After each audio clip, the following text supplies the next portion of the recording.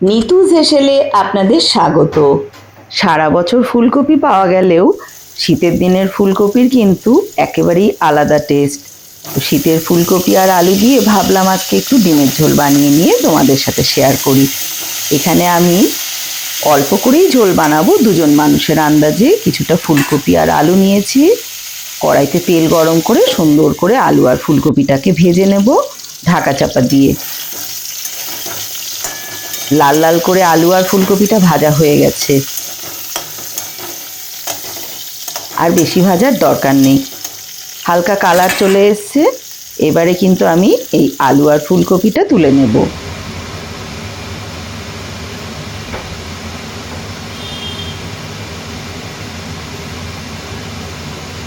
বাকি তেলের মধ্যে সিদ্ধ করে রাখা ডিমগুলোকে খুন্তি দিয়ে একটুখানি করে চিড়ে তেলের মধ্যে ছেড়ে দেব।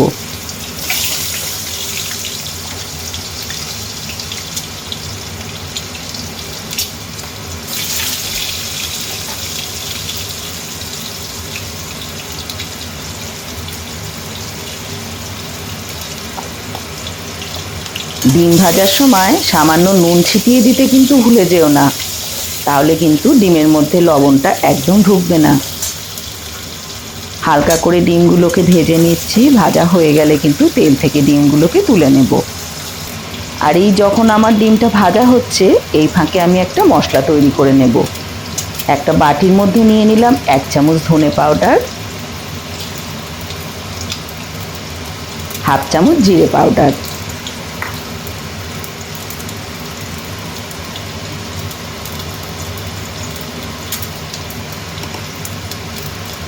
1/2 চামচ হলুদের পাউডার,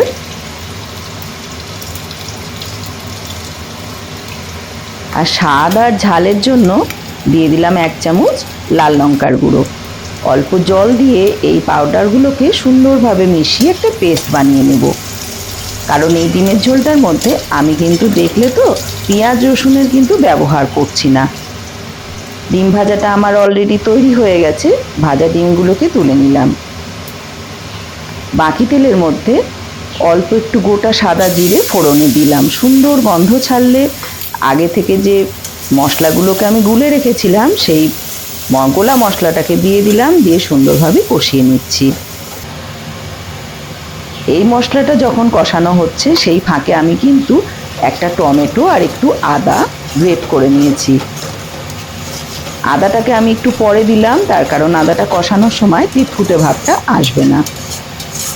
এবারে সব মশলাগুলোকে সুন্দরভাবে কষিয়ে নেব। মশলা কষানো কিন্তু অলরেডি আমার হয়ে গেছে, তেল ছেড়ে দিয়েছে।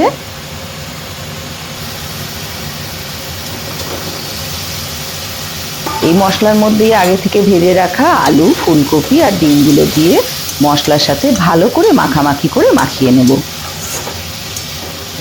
ঠিক এভাবে সব কিছুর সঙ্গে মশলাটা সুন্দর করে আরও একবার কষিয়ে নিচ্ছি। ঝোলের জন্য আমি এখানে গরম জল অ্যাড করলাম। যে যেমন ঝোল খাবেন সেই অনুযায়ী জল অ্যাড করবেন। আমি একটু ঝোল ঝোল রাখবো, সেই অনুপাতেই কিন্তু আমি জলটা দিয়ে দিলাম। ঝোল আমার ফুটে গেছে, আর আলু ফুলকপিটাও অনেকটা সিদ্ধ হয়ে গেছে।